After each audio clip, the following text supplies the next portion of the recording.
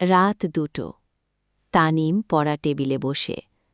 মাঝে মাঝে হালকা বাতাসে জানালার পর্দা নড়ে উঠছে, আর ঘড়ি টিকটিক শব্দ শোনা যাচ্ছে।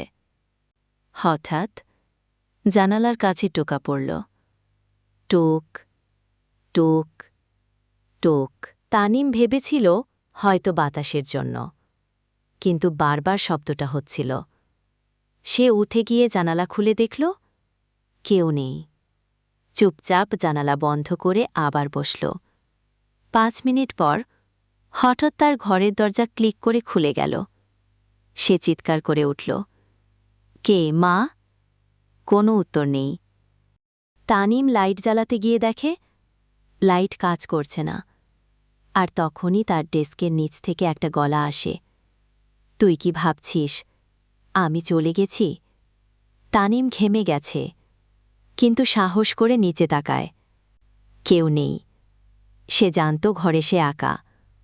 হঠাৎ তার পেছনে আয়নার দিকে চোখ পড়ে, আর সেখানে দেখা যায় একটা কালো ছায়া দাঁড়িয়ে হাসছে, চোখ দুটো লাল আর ঠোঁটে রক্ত।